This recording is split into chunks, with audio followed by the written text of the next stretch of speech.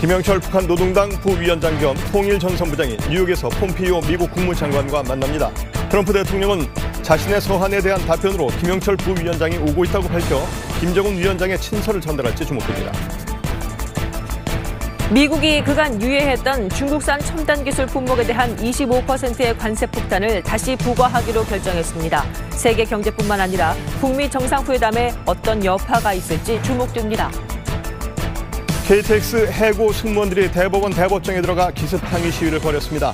대법원이 청와대의 협력을 받아내기 위해 KTX 승무원에 대한 해고 판결을 활용하려 했다는 의혹과 관련해 대법원장과의 면담을 요구했습니다. 한국 GM 군산 공장이 내일 완전히 문을 닫습니다. 1996년 첫 가동 후 연간 12,000명을 고용하며 군산 경제를 이끌던 GM 군산 공장은 22년 만에 역사의 뒤안길로 사라지게 됐습니다. 안녕하십니까. 12시 뉴스입니다. 판문점에서 북미 간 비핵화 의제를 조율하기 위한 실무 협상이 오늘 오전부터 진행 중입니다. 네, 싱가포르 현지에선 다음 달 12일 북미 정상회담의 구체적인 일정과 의전 등을 조율하는 작업이 이어지고 있습니다. 첫 소식 김아영 기자입니다. 성킴 대사를 비롯한 미국 판문점 협상팀은 오늘 오전 8시쯤 외교 차량으로 숙소인 광화문 한 호텔에서 판문점으로 향했습니다. 북미 협상팀은 오늘 오전 판문점 북측 통일각에서 다시 만나 비핵화 의제에 관한 실무 협상을 재개한 상태입니다. 북미 협상팀은 우선 지난 27일 접촉 결과에 대해 그간 내부적으로 검토한 내용을 교환할 걸로 예상됩니다. 양측은 지난 27일 비핵화와 체제 보장이란 핵심 의제를 집중 조율하고 이틀 동안은 각자 숨 고르기를 한 걸로 보입니다. 청와대의 핵심 관계자는 판문점 실무 협상과 관련해 과정을 보면 순조롭게 진행되고 있는 것으로 보인다며 좋은 결실을 맺길 기대한다고 말했습니다. 싱가포르 현지에선 북미 정상회담 의전과 경호, 회담 장소와 일정을 결정할 실무 준비 단간 협상이 진행 중입니다. 싱가포르에 체류 중인 김창선 등 북한 대표단 일행의 모습이 시내 중심가에서 목격되기도 했습니다. 양측이 어제 첫 회동한 것으로 전해진 가운데 협상 장소는 미국 팀이 머물고 있는 센토사 섬의 한 호텔도 거론되고 있습니다. SBS 김아영입니다. 북한 김정은 국무위원장을 최측근에서 보조하는 김영철 통일전선부장이 오늘 경유지인 베이징을 출발해 미국 뉴욕으로 향합니다. 파트너인 폼페이오 국무장관과 북미 정상회담에 대비한 최고위급 회담을 열 예정입니다. 베이징에서 정성엽 특파원입니다. 김영철 통일전선부장은 당초 미국 워싱턴행 비행기를 예약했지만 경유지인 베이징에 도착한 뒤 목적지를 뉴욕으로 바꿨습니다. 판문점 실무 접촉에 참여한 것으로 알려진 최강일 부국장도 뉴욕행에 동참했습니다. 당초 베이징에서 뉴욕으로 출발하는 시각은 오늘 오후 2시로 알려졌지만 북측이 경호 문제로 수시로 변경하고 있어 실제 탑승 시각은 가변적입니다. 어제 베이징에 도착한 김영철 부장 일행은 국빈관인 야오이타이에서 머물며 중국 측의 북미 협상 경과를 설명한 것으로 전해졌습니다. 김영철 부장은 현재 대남 분야뿐 아니라 한반도 비핵화와 북미 관계 전반을 총괄하고 있는 인사입니다. 김 부장 일행이 북한 유엔 대표부가 있는 뉴욕에 도착하면 대미 파트너인 폼페이오 국무장관을 만나 고위급 회담을 진행할 예정입니다. 트럼프 대통령도 김 부장의 뉴욕행을 알리며 자신의 편지에 굳건한 화답을 줬다고 환영했습니다. 두 사람은 북미 정상회담의 세부 의제를 논의하고 있는 판문점 실무협상보다 더 높은 차원의 담판으로 2주 앞으로 다가온 정상회담의 최종 성과물을 논의할 것으로 보입니다. 베이징에서 SBS 정성엽입니다. 백악관도 북미 고위급 회담의 뉴욕 개최 사실을 공식 확인했습니다. 비핵화와 체제 보장에 대한 최종 담판의 자리가 될 것으로 보이는데 김정은 위원장의 친서 유무도 관심 사안입니다. 워싱턴에서 정하석 특파원이 보도합니다.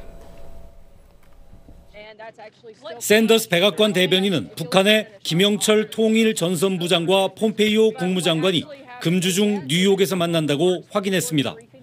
국무부는 폼페이오 장관이 내일부터 이틀 동안 뉴욕에 머물 예정이라고 밝혔습니다. 김영철 부장이 내일쯤 뉴욕에 도착하면 이틀에 걸쳐 북미 고위급 회담이 진행될 가능성이 높습니다. 김영철 부장은 지난 2010년 이후 대북 제재 명단에 올라 미국 입국이 금지되어 있지만 미국 정부가 이를 일시 해제한 것으로 보입니다.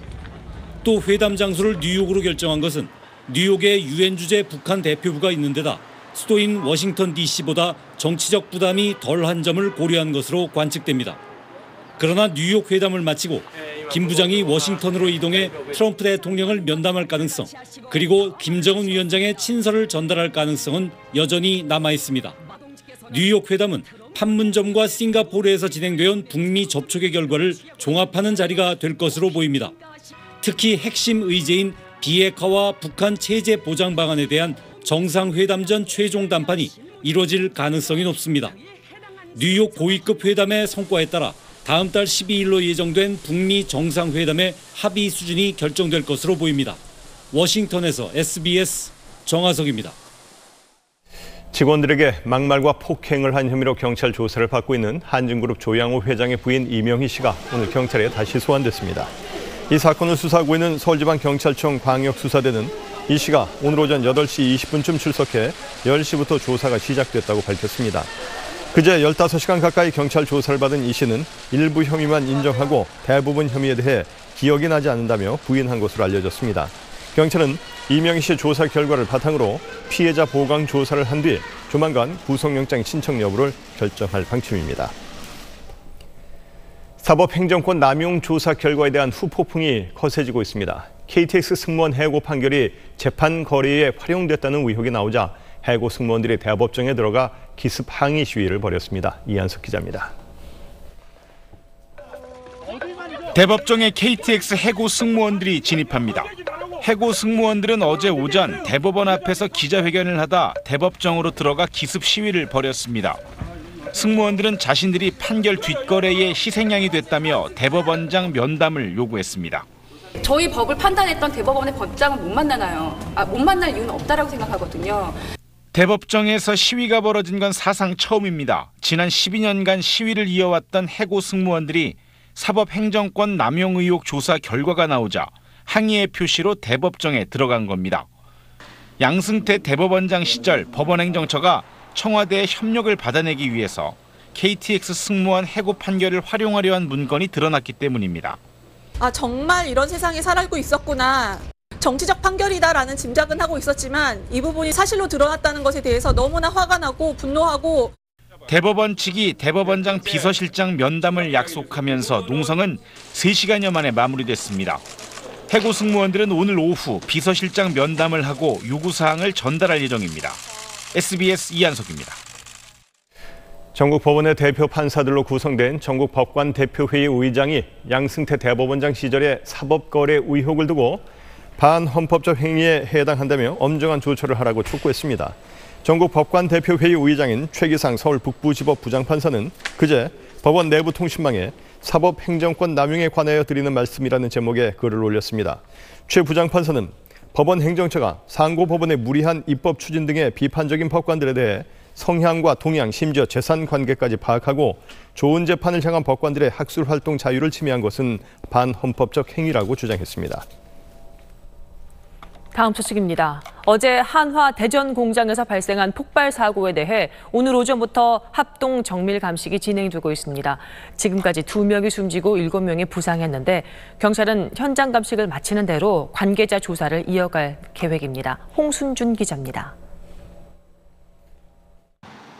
경찰은 오전 11시부터 국립과학수사연구원 등과 함께 폭발 현장에 대한 정밀 감식을 진행하고 있습니다. 경찰은 어제 사고 직후 현장 직원과 건물 관리자 등을 상대로 당시 어떤 작업을 하고 있었는지, 상황은 어땠는지 등을 파악했습니다. 사고가 난 공장은 로켓 추진체 등 군수품을 개발 생산하는 군사시설입니다. 엄격한 보안 문제로 당시 사업장에서 구체적으로 어떤 제품을 생산했는지는 알려지지 않고 있습니다. 이와 관련해 어제 한화 관계자는 로켓 추진 용기에 고체 연료를 충전하던 중 폭발이 일어났다고 밝혔습니다. 압력이나 열이 가해지진 않았고 상온에서 작업이 진행됐는데 그 과정에서 어떤 일이 일어났는지는 알 수 없다고 말했습니다. 그러면서 정확한 내용이나 원료에 대해서는 밝힐 수는 없지만 처음 만든 제품도 처음 했던 작업도 아니고 여러 번 일상적으로 했던 작업이었다고 덧붙였습니다.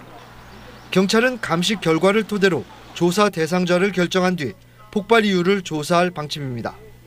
앞서 어제 오후 4시 17분 한화 대전 공장에서 일어난 폭발과 화재로 직원 2명이 숨지고 7명이 다쳤습니다. 별도 폭발 충격으로 건물 출입문과 벽체 등 50제곱미터가 파손됐습니다. SBS 홍순준입니다. 오늘 새벽 만취한 운전자가 몰던 승용차가 고속도로에서 역주행을 하다가 마주오던 택시를 들이받았습니다. 이 사고로 택시 승객이 숨지고 택시 운전자가 크게 다쳤습니다. 안상우 기자의 보도입니다. 형체를 알아볼 수 없게 부서진 검은 승용차가 차로에 그대로 방치됐습니다. 앞이 심각하게 파손된 택시는 터널에 처박혀 있습니다. 오늘 새벽 0시 30분쯤 영동고속도로 강릉 방향 양지터널에서 역주행하며 달려오던 27살 노모 씨의 승용차가 마주오는 택시를 그대로 들이받았습니다. 이 사고로 택시에 타고 있던 승객 1명이 현장에서 숨지고 택시 운전자 조모 씨가 머리를 크게 다쳐 병원으로 옮겨졌습니다. 노 씨의 혈중 알코올 농도는 0.176%로 만취 상태였습니다. 어젯밤 11시쯤 부산대학병원 8층 의사 당직실에서 불이 났습니다. 스프링클러가 작동하면서 바로 진화돼 인명피해는 없었지만 환자 70여 명이 아래층으로 긴급 대피하는 소동이 벌어졌습니다. 경찰은 에어컨 과열로 불이 났을 가능성이 큰 것으로 보고 있습니다. 어젯밤 8시 40분쯤엔 서울 송파구 잠실의 아파트 단지 2990세대에서 정전이 일어났습니다. 전기 공급은 1시간 반 만에 재개됐습니다. 이 과정에서 입주민 12명이 승강기에 갇혔다가 구조됐고 가정용 인공호흡기를 쓰던 60대 입주민이 급히 병원으로 이송되기도 했습니다. 아파트 관리자 측은 낙뢰로 인한 정전으로 보고 정확한 원인을 파악하고 있습니다. SBS 안상우입니다. 비선실세 최순실 씨의 태블릿 PC 관련 보도가 조작됐다고 주장해온 변희재 씨가 결국 구속됐습니다. 자세한 소식 류란 기자입니다. 온라인 매체 미디어워치의 대표 고문 변희재 씨가 오늘 새벽 구속됐습니다. 서울중앙지법은 범죄가 소명되고 증거인멸에 염려가 있다고 밝혔습니다. 또 피해자 측에 대한 위해 가능성 등을 종합해볼 때 구속의 사유와 필요성이 인정된다고 설명했습니다. 앞서 검찰은 변 씨가 JTBC와 손석희 사장 등의 명예를 실추했다며 구속영장을 청구했습니다. 변 씨가 JTBC 사옥과 손 사장 가족이 다니는 성당 앞을 찾아가 시위를 한 점도 고려됐습니다. 변 씨는 인터넷 기사와 책자 등을 통해 JTBC가 김한수 전 청와대 행정관과 공모해 태블릿 PC를 입수한 뒤 파일을 조작하고 최순실 씨가 사용한 것처럼 보도했다고 주장했습니다. 국가수에서 최순실 걸로 입증한 바 없고 정호선 판결문 어디에도 안 나와요. 변 씨는 지난해부터 박근혜 전 대통령 탄핵을 반대하는 이들과 함께 태블릿 PC 조작 진상규명위원회를 조직해 활동해왔습니다. SBS 유란입니다. 성완종 리스트 의혹으로 기소됐다가 대법원에서 무죄를 확정받은 이완구 전 국무총리가 당시 수사팀을 이끈 문무일 검찰총장을 고소했습니다. 이 전 총리는 최근 수사팀이 자신에게 유리한 증거들을 숨겼다며 문 총장과 수사에 참여한 검사들을 직권남용과 직무유기 등의 혐의로 고소했습니다.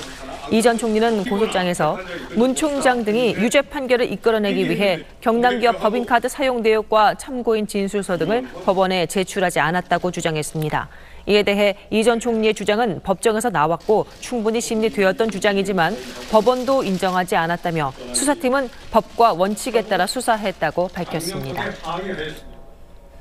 지난해 전국 가구의 가구당 월 평균 소비 지출은 255만 7천 원을 기록했습니다. 소득 100만 원 미만 가구와 소득 600만 원 이상 가구의 월 평균 소비 지출 격차는 4배에 달한 것으로 나타났습니다. 조성현 기자입니다. 통계청이 전국 12,000가구를 대상으로 조사한 결과 지난해 전국 가구의 가구당 월 평균 소비 지출은 255만 7천 원으로 파악됐습니다. 전체 지출액 가운데 교통비가 14.4%로 가장 비중이 컸고 식료품비 14.1%, 음식 숙박비 13.9% 순이었습니다. 1인 가구 월 평균 소비 지출은 137만 원으로 전체 가구 평균의 절반을 약간 넘었습니다. 연령대별로는 가구주가 30대 이하인 가구가 월 평균 250만 원을 썼고 60대 이상인 가구는 181만 원을 쓴 것으로 나타났습니다. 소득 수준별 지출 격차도 컸습니다. 월 100만 원 미만 버는 가구는 평균 111만 원을, 600만 원 이상 버는 가구는 평균 442만 원을 소비해 4배 더 많이 쓴 것으로 파악됐습니다. 지난주 공표된 가계동향조사는 가구의 소득 부문을, 오늘 발표된 조사 결과는 지출 부문을 분석한 것입니다. 지난주 발표된 1분기 가계동향조사에서 소득 하위 20% 가계의 명목소득이 128만 6,700원을 기록해 1년 전보다 8% 줄어든 것으로 나타난 바 있습니다. SBS 조성현입니다. 최저임금법 개정안에 대한 노동계와 정치권의 후폭풍이 거셉니다. 최저임금 제도가 노동자 대신 사용자의 이익을 보호하는 제도로 변질했다며 강하게 반발하고 있습니다. 김혜민 기자입니다. 한국노총조합원 30여 명이 청와대 앞에 모였습니다. 이들은 법 개정에 따라 각종 복리후생비가 최저임금에 포함되면 기업은 기본급을 인상하지 않고도 최저임금을 충족시킬 수 있다고 비판했습니다. 최저임금이 조금 예전에 비해서 올랐다고 해서 바로 이렇게 산입 범위를 넓히고 허용한다면은 앞으로 모든 부분들이 사용자 마음대로 되게 될 것입니다. 한 청년단체는 기자회견을 열어 식비와 교통비 등을 최저임금에 포함하는 개정안은 사실상의 최저임금 삭감법이라고 비난했습니다. 기존에 현물로 지급되어 왔던 식비나 숙박비 등도 이번 최저임금법 개정안으로 인해 지급되지 않을 가능성이 높아졌다. 복리후생비의 범위가 모호한 데다 회사가 언제든 비정기 상여금을 정기 상여금으로 바꿀 수 있다는 점이 강한 반발을 사고 있는 겁니다. 정부는 그동안 상여금과 복리후생비 일부가 최저임금에 포함돼도 연소득 2,500만 원 이하 노동자는 영향을 받지 않는다고 설명해왔습니다. 하지만 이들 중 최대 21만 6천 명은 최저임금 인상의 효과가 기대보다 줄어드는 것으로 추산됐습니다. 고용부는 상여금의 형태를 변경할 때엔 사업주가 근로자들의 의견을 제대로 듣고 반영했는지 꼼꼼하게 감독하겠다고 밝혔습니다. SBS 김혜민입니다. 한국 GM 군산 공장이 미국 GM 본사의 구조조정에 따라 내일 가동을 시작한 지 22년 만에 문을 닫습니다. GM 본사가 지난 2월 13일에 군산 공장 폐쇄 계획을 갑작스럽게 발표한 이후 정치권과 지역사회에서 재가동을 추진했지만 무의로 돌아가면서 결국 폐쇄 시한이 닥쳤습니다. 한국 GM에 따르면 군산 공장은 내일 공식 폐쇄되며 희망퇴직을 신청했던 직원들도 내일을 기해 퇴사 처리됩니다. 군산 공장은 지난 2월 GM 본사의 폐쇄 발표 직후부터 이미 가동을 중단했고 대부분의 직원들이 출근을 하지 않고 있습니다. 김상조 공정거래위원장이 문재인 대통령의 주요 국정과제인 경제민주화 정책을 총괄하게 됐습니다. 최근 문 대통령은 국무회의를 주재하면서 공정위에 경제민주화 태스크포스를 만들기로 결정했습니다. 태스크포스는 각 부처에 흩어져 있는 경제민주화 정책이 제대로 진행되고 있는지를 점검하고 경제민주화 정책이 추진되면서 생길 수 있는 부처 간 이견도 조율하게 됩니다. 미국이 없었던 일로 하겠다던 중국산 첨단 기술 품목에 대한 25% 관세 폭탄을 다시 부과하기로 결정했습니다. 세계 경제뿐만 아니라 북미 정상회담 국면에도 여파가 있을지 주목됩니다. 워싱턴 손상민 특파원입니다. 백악관은 트럼프 대통령이 중국의 불공정한 무역 정책에 맞서고 있다라는 보도자료를 통해 중국산 수입품에 대한 관세 폭탄 조치를 계획대로 실행할 것이라고 밝혔습니다. 중국산 첨단 기술 품목 55조 원어치에 대해 지난달 예고한 대로 25%의 관세를 부과하기로 했습니다.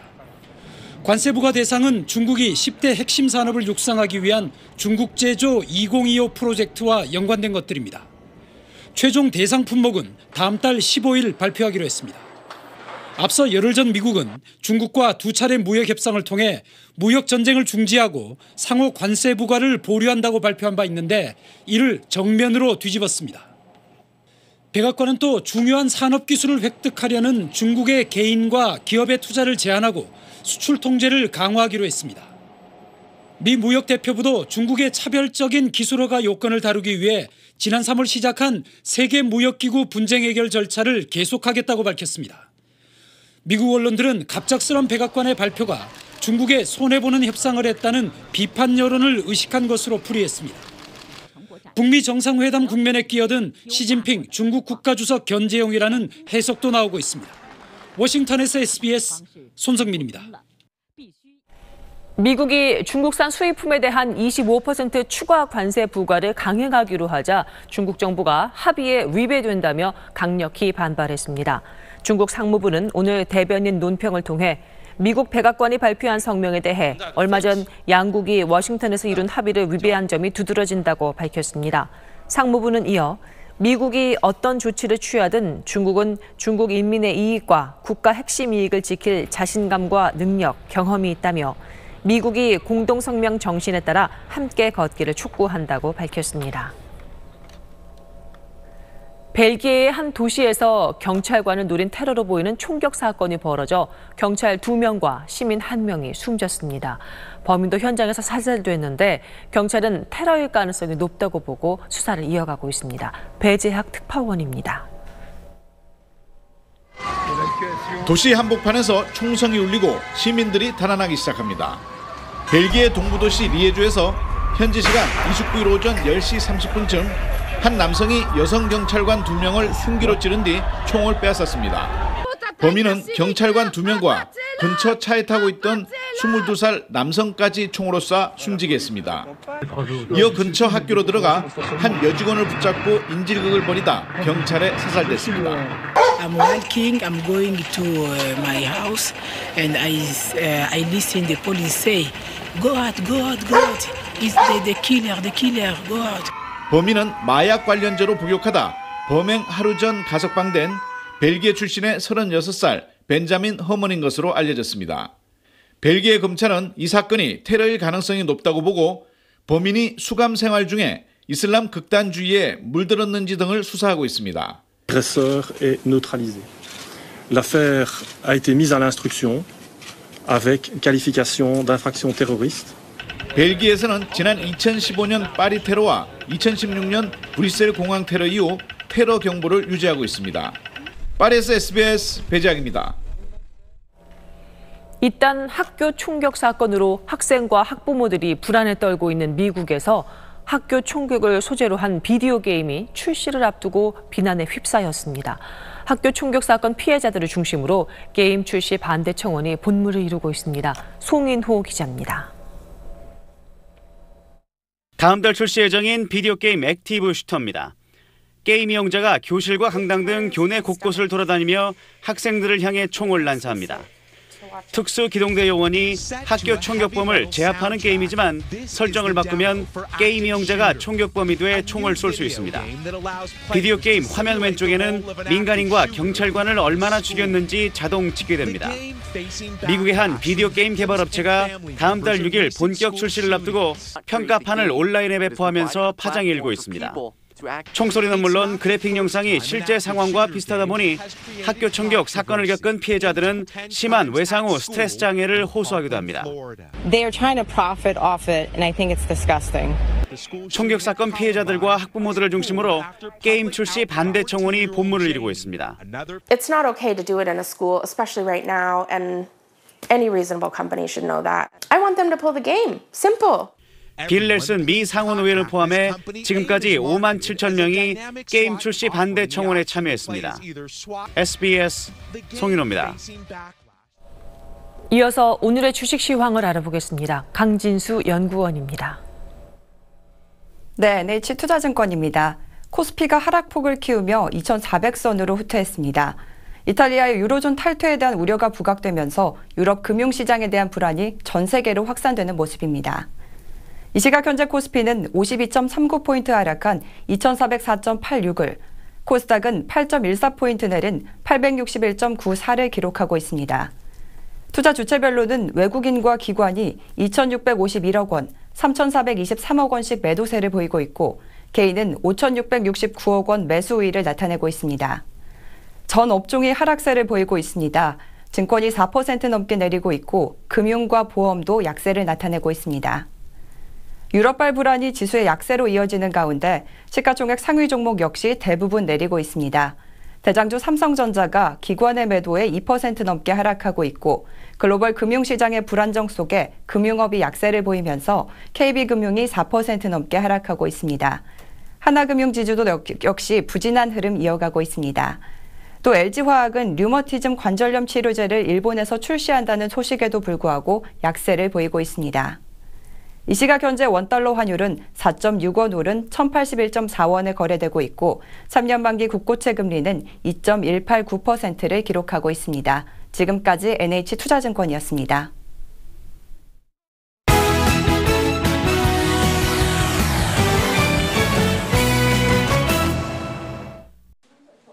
한국주택금융공사는 제2금융권의 변동금리 일시상환 주택담보대출을 장기 고정금리 분할상환대출로 바꿔주는 연 3%대 금리의 보금자리론을 내일 출시합니다. 대출 한도는 최대 3억 원이고 3자녀 이상 가구에는 한도가 4억 원까지 늘어납니다. 작년 이전에 실행된 주택담보대출이어야 하고 정상 상환 중이거나 연체 4개월 이내여야 합니다. 부부 합산 연소득이 무자녀일 때는 7천만 원 이하, 한 자녀 8천만 원 이하, 두 자녀 9천만 원 이하, 세 자녀 1억 원 이하여야 이 상품을 신청할 수 있습니다. 한국소비자단체협의회 조사 결과 2016년 기준 산후조리원 전국 평균 이용요금은 2주 기준으로 일반실 234만 원, 특실 304만 원으로 조사됐습니다. 서울의 경우 일반실 평균 이용요금은 전년 대비 5.6% 증가한 314만 원, 특실은 13.2% 늘어난 462만 원으로 소비자 물가 상승률보다 훨씬 많이 올랐습니다. 서울 지역 산후조리원의 일반실 중 가장 비싼 요금은 960만 원, 특실은 2천만 원으로 조사됐습니다. 올 하반기부터 애견숍에서 펫보험을, 온라인 쇼핑몰에서 여행자 보험이나 레저 보험 등을 판매할 수 있게 됩니다. 금융위원회는 이런 내용의 보험업법 시행령 개정안이 국무회의를 통과했다고 밝혔습니다. 다만 인터넷 홈페이지 등을 통해서만 판매가 허용되고 대면, 전화, 우편 등을 통한 영업은 금지됩니다. 국토교통부 조사 결과 지난달 말 전국의 미분양 주택은 전달 대비 2.7% 증가한 59,500호로 집계됐습니다. 미분양 물량은 1월 59,000호에서 2월 69,900호로 늘었다가 3월 58,000호로 감소했지만 4월에 다시 불어난 겁니다. 특히 수도권 미분양이 1,300호로 지난달에 비해서 19% 증가했습니다. 준공된 이후에도 미분양이 해소되지 않은 준공 후 미분양은 4월 말 기준 12,600호로 지난달에 비해서 5.8% 증가했습니다. SBS 김범주입니다. 방탄소년단이 K-팝 그룹으로서는 연일 새로운 역사를 만들어가고 있습니다. 미국의 인기 음반 순위를 매기는 빌보드 200 부문 1위를 차지한 데 이어 빌보드 싱글 차트 톱 10에도 올랐습니다. 로스앤젤레스에서 정준영 특파원입니다.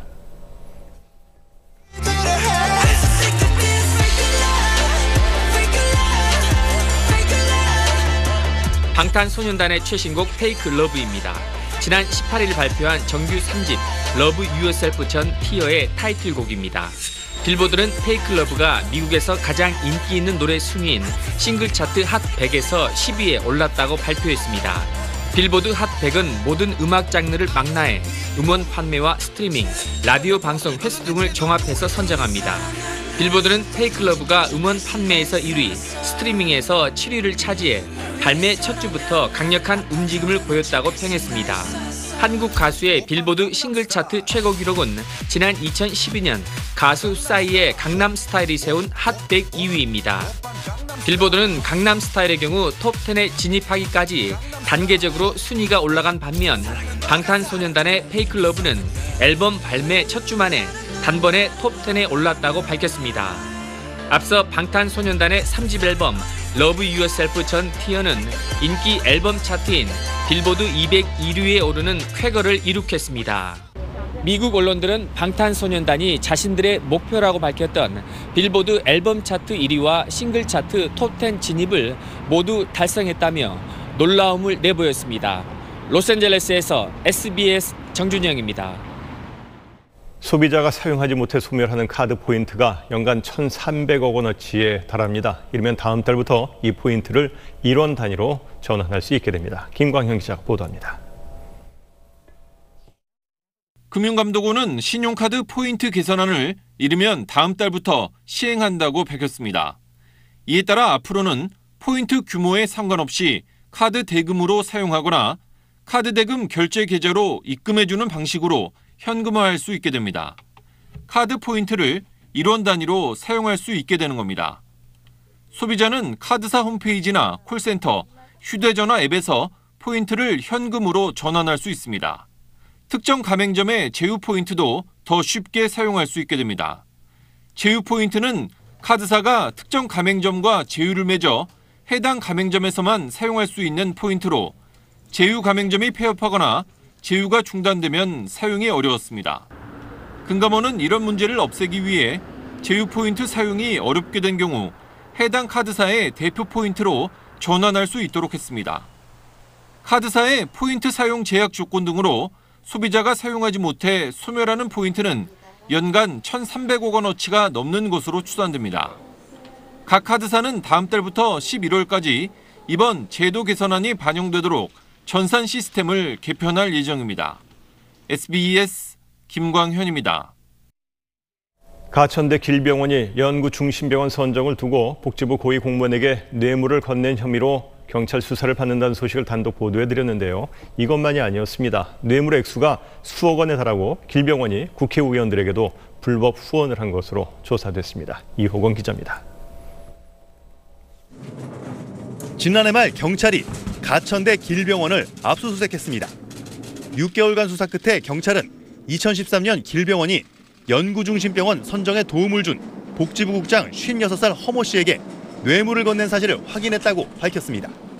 허 씨가 길병원 원장 이모 씨에게 법인카드 8장을 받아 2013년부터 4년 9개월 사이 1,600여 건을 결제했다는 겁니다. 자기 카드처럼 유흥주점과 명품 쇼핑, 골프 등에 마음껏 쓴 액수가 무려 3억 5천만 원입니다. 계속 그 카드만 사용하면 금액이 이제 커지니까 부담이 되니까 범죄를 숨기기 위해서 카드를 정기적으로 교체해줬다라고 판단하고 있습니다. 게다가 병원장 이 씨는 2014년부터 4년간 국회의원들을 불법 후원한 것으로 조사됐습니다. 법인의 정치 후원금이 금지된 걸 피해 병원 돈 4,600만 원을 직원 등 17명 명의로 잘게 나눠 쪼개기 후원했습니다. 국회 보건복지위와 인천 지역 의원 15명에게 줬는데 의원들은 불법 후원인지 몰랐을 것이라고 경찰은 밝혔습니다. 경찰은 복지부 국장 허 씨를 구속하고 병원장 이 씨 등 2명을 입건해 검찰에 넘겼습니다. SBS 이호건입니다. 음료를 마실 때 쓰는 플라스틱 빨대를 사용하지 말자는 움직임이 지구촌에서 확산되고 있습니다. 유리나 대나무 빨대 등이 대안으로 거론되곤 있는데 반대도 만만치 않습니다. 이혜미 기자의 보도입니다. 거북이가 코에 플라스틱 빨대가 꽂힌 채 고통스러워합니다. 빨대는 쉽게 빠지지 않고 상처난 콧구멍 아래론 피가 흐릅니다. 해양 생태계를 파괴하는 플라스틱 쓰레기의 대표적인 사례입니다. 30년쯤 뒤엔 120억 톤, 코끼리 15억 마리 무게의 플라스틱 쓰레기가 지구를 뒤덮을 거란 전망도 나왔습니다. 위기를 느낀 선진국들은 앞다퉈 플라스틱 빨대 퇴출을 선언했습니다. 캐나다와 스위스 일부 도시는 내년부터 플라스틱 빨대 사용을 금지하기로 했고, 영국도 정부 차원의 논의를 시작했습니다. 유럽연합은 아예 2021년까지 빨대를 포함해 많이 쓰는 플라스틱 제품 10개의 사용 금지를 추진 중입니다. 하루 5억 개의 플라스틱 빨대를 소비하는 미국에서도 금지 법안을 제정한 주가 늘었습니다. 대체품으론 대나무, 밀 같은 자연 소재로 만들었거나 유리나 금속처럼 반복해서 쓸 수 있는 것을 권장하고 있습니다. 영국 스타벅스 등 일부 업체는 퇴출에 동참하겠다는 뜻을 밝혔습니다. 하지만 맥도날드 등 또 다른 업체들은 비용을 문제로 반대하고 있어 자율적 감축은 쉽지 않을 것으로 보입니다. SBS 이혜미입니다. 오늘 오후 2시부터 방송되는 주영진의 뉴스 브리핑에서는 자유한국당 내부에서 불거진 홍준표 대표에 대한 이선 후퇴 요구에 관련한 소식을 전해드립니다. 지방선거 결과를 우려하는 목소리가 확산되고 있는 가운데 홍준표 대표는 괴념치 않겠다는 생각을 밝혔습니다. 또 양승태 전 대법원장 시절 법원이 청와대와 재판 흥정을 했다는 의혹이 커지고 있습니다. 어제는 KTX 해고 승무원들이 대법원에서 항의 시위를 하는 일까지 있었는데 진상이 무엇인지 자세히 분석해드립니다. 이어서 문화 현장입니다. 오늘은 찾아가 볼 만한 공연과 전시를 소개해드립니다. 권혜리 기자입니다. 성악계 톱스타들의 만남입니다. 로베르토 알라냐와 조수미가 세종문화회관 개관 40주년 기념 공연으로 내일 함께 무대에 섭니다. 알라냐로서는 지난 2002년 이후 16년 만에 첫 내한 무대입니다. 이번 공연에서 알라냐는 오페라 로미오와 줄리엣과 사랑의 묘약의 아리아 등 본인의 대표적인 곡들로 무대에 오릅니다. 조수미는 2년 전 벨기에에서 불러 호평을 받은 오페라 마농 레스코 중 웃음의 아리아를 다시 부르며 한국에서는 처음 부르는 곡들 위주로 선보입니다. 2015년엔 오스트리아에서 국정가수 칭호를 받기도 하면서 세계 최정상 테너의 자리를 지키고 있는 로베르토 알라냐와 조수미의 절정의 기량을 다시 한번 한국 무대에서 감상할 수 있는 공연입니다. 피가로의 결혼은 모차르트의 오페라 가운데 가장 사랑받는 작품이자 오페라의 발전 과정에서 이정표를 세운 레퍼토리로 평가받습니다. 예술의 전당이 오늘 개관 30주년 기념작으로 이 작품을 콘서트 형식으로 선보입니다. 의상이나 무대 장치를 간소화하는 대신 음악, 노래와 연주 그 자체에 집중했습니다. 피가로는 라이프치 오페라에서 솔리스트로 활약하고 있는 베이스 장세종, 연인 수잔나는 소프라노 손지혜가 맡았고 서울시향을 타이완의 대표적인 지휘자 샤오치아 류가 이끕니다. 프랑스에서 활동하는 한홍수 작가가 구상과 추상을 넘나드는 회화 작품 20여 점으로 단독 전시를 열었습니다. 붉은색 계열의 색조를 다양한 층위로 쌓아 올리며 풍경을 은유한 작품들과 미술계 관계자들의 얼굴을 그린 초상화 연작입니다. SBS 권애리입니다.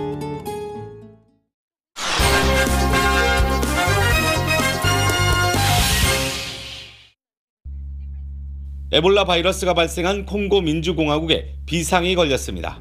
이달 초 첫 확진 환자가 나온 뒤 모두 58명의 감염자가 발생했고 27명이 숨졌습니다. 세계보건기구 WHO는 에볼라 확산 상황이 일촉즉발의 위기라고 경고했습니다. 콩고 민주공화국 정부는 인구 1000만인 수도 킨샤샤에서 환자가 나오면 바이러스 확산이 걷잡을 수 없이 번질 것으로 보고 필사적으로 방역망을 구축하고 있습니다. 콩고강을 통해 킨샤샤로 들어가는 모든 여객선 승객은 체온 검사를 통과해야 합니다. Vérifier toutes les personnes dans leurs embarcations ne présentent aucun signe de fièvre ou de quoi que ce soit et après les laisser partir. WHO의 지원으로 의료진을 비롯해 환자가 발생한 마을을 중심으로 백신 접종이 진행되고 있습니다. 하지만 병에 대한 무지가 상황을 더욱 위험하게 만들고 있습니다. 이달 중순엔 환자 2명이 가족들의 도움으로 병원을 탈출해 교회 예배에 참석하기도 했습니다. 병의 원인을 사악한 영혼의 저주라고 믿는 미신 때문이었습니다. 오염된 야생동물 고기도 바이러스 전파의 주된 원인으로 알려져 콩고 민주공화국 정부는 야생동물 거래를 금지했습니다. 하지만 시장에선 야생동물 판매가 공공연하게 이루어지고 있습니다.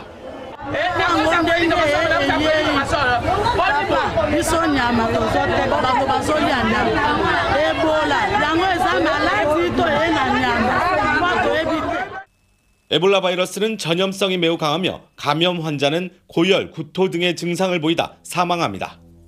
WHO가 발표한 에볼라 사망률은 바이러스 변종에 따라 50에서 89%에 이릅니다. 지난 2014년부터 2016년까지 서아프리카 지역을 휩쓴 에볼라 바이러스로 인해 무려 11,000여 명이 숨졌습니다. 카이로에서 SBS 이대욱입니다. 다음 수도권 뉴스입니다. 오늘은 성남시가 분당 정자역 광장을 금연구역으로 지정했다는 소식을 중심으로 전해드리겠습니다. 성남지국 최웅기 기자입니다. 분당의 정자역은 지하철 분당선과 신분당선이 만나는 환승역입니다. 또 주변에 주상복합 아파트가 밀집해 있어서 유동 인구가 많습니다. 내용 함께 보시죠. 성남 분당 정자역 광장입니다. 점심시간을 이용해서 주변 직장인들과 지하철 이용객들이 담소를 나누며 여유를 즐깁니다. 금연구역이라는 현수막은 걸려있고 일부 직장인들은 아직 담배를 피우고 있습니다.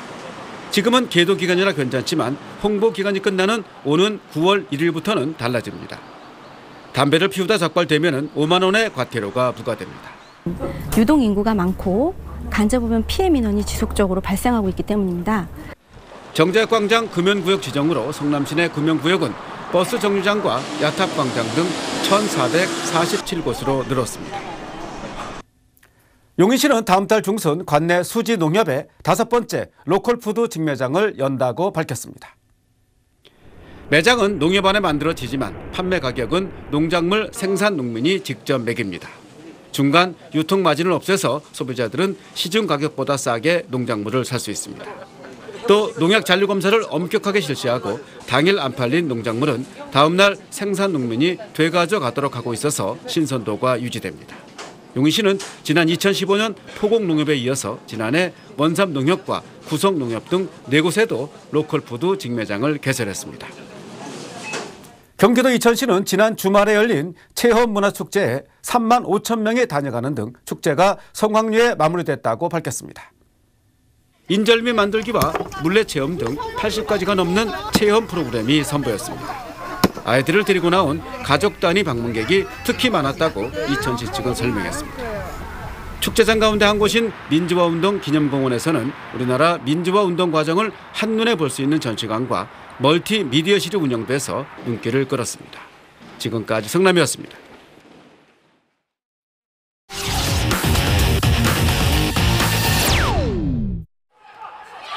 세계 랭킹 10위인 한국 여자 배구 대표팀이 네이션스 리그 3주차 첫 경기에서 세계 4위 브라질에 무릎을 꿇었습니다. 주포 김연경과 센터 양효진, 김수지 등 주전 3명이 체력 안배 차원에서 네덜란드 원정 3연전에 불참한 가운데 우리나라는 브라질의 높이와 강서브에 밀리며 고전했습니다. 1, 2세트를 내준 뒤 끈질긴 수비와 박정화의 공격을 앞세워 8번의 듀스 접전 끝에 3세트를 따냈지만 더 이상 힘을 쓰지 못했습니다. 3대1로 패한 우리나라는 대회 3패째를 기록했습니다. 남자 테니스 세계 랭킹 1위인 라파엘 나달이 시즌 2번째 메이저 대회인 프랑스 오픈에서 2회전에 안착했습니다. 프랑스 오픈에서만 10차례 우승하는 등 클레이 코트에서 유독 강한 모습을 보인 나달은 세계 129위인 시모네 볼레리를 3대0으로 가볍게 누르고 기세를 이어갔습니다. 지난해 9월 출산 후 처음으로 메이저 대회에 나선 세리나 윌리엄스도 가볍게 1회전을 통과했습니다. 프랑스 오픈 3회 우승을 포함해 메이저 23승에 빛나는 윌리엄스는 크리스티나 플리스코바를 2대0으로 눌렀습니다. 언덕에서 치즈를 굴려놓고 손살같이 따라 내려가 이를 차지하는 치즈 굴리기 대회입니다. 경사 60도의 가파른 언덕 탓에 달리기보다 굴러가는 선수가 많을 정도로 아찔한 경기인데 올해는 비가 내려 더 미끄러워진 탓에 참가자들이 더 애를 먹었습니다. 지난해 3차례 레이스를 모두 우승한 절대 강자 크리스 앤더슨이 올해에도 남자부 2관왕에 올라 치즈 부자가 됐습니다. SBS 하성룡입니다. 충청권 곳곳에서 작업하고 있습니다. 특히 30번 청주 영덕선은 영덕 쪽으로 문이 1터널에서 회인나들목까지 1차로가 막혀 있어서 6km 구간 꽉 막히는데요. 회인까지 30분 정도 소요되기 때문에 국도 이용하시기 바랍니다. 45번 고속도로 양평 쪽은 연풍이나 충주 분기점 일대로 각각 작업하고 있고요. 반대 창원 쪽으로 가신다면 괴산 나들목 주변이 불편합니다. 1번 경부선은 옥천 3터널 부근 부산 쪽 1차로 피해서 주행하시기 바랍니다. 이어서 급격한 차로 변경의 위험성에 대해 살펴볼까요? 보시는 화면은 4차로를 달리던 화물차가 차로 변경 중 5차로에서 직진하는 차량을 충격하는 사고입니다. 4중 연쇄 추돌로 이어졌는데요. 무리한 차선 변경은 대형 사고의 원인이 됩니다. 한 번 더 양보하고 배려하는 운전 습관이 나의 생명과 타인의 생명을 지키는 지름길입니다. 네, 지금까지 행복의 길을 만들어가는 한국도로공사 교통방송이었습니다. 네, 소나기 소식이 잦은 걸 보니 여름이라는 게 실감납니다. 현재 강원 남부와 남부지방 곳곳으로는 소나기가 내리고 있고요. 이들 지역의 비는 오늘 오후까지 오락가락 이어지겠습니다. 그 사이 예상되는 비의 양은 5에서 20mm 정도지만 곳에 따라 벼락이 치고 돌풍이 부는 곳이 있겠고 또 우박이 떨어지는 곳도 있겠습니다. 대기 정체는 계속되면서 공기가 계속 탁하겠습니다. 오늘 미세먼지 예보에 따르면 부산과 울산 지역은 오후 시간에도 나쁨을, 저녁에는 중국발 미세먼지가 추가로 유입되면서 남서쪽 지방에서도 미세먼지 농도가 짙어지겠습니다. 오늘 낮 동안 중부지방에선 산발적으로 빗방울이 떨어지는 곳이 있겠습니다. 낮 기온은 서울이 25도, 춘천 28도, 광주와 대구는 27도로 어제보다는 조금 낮겠습니다. 금요일에는 서울 한낮 기온이 30도까지 오르면서 본격적인 여름 더위가 시작되겠습니다. 날씨였습니다. 12시 뉴스를 마칩니다. 여러분 고맙습니다.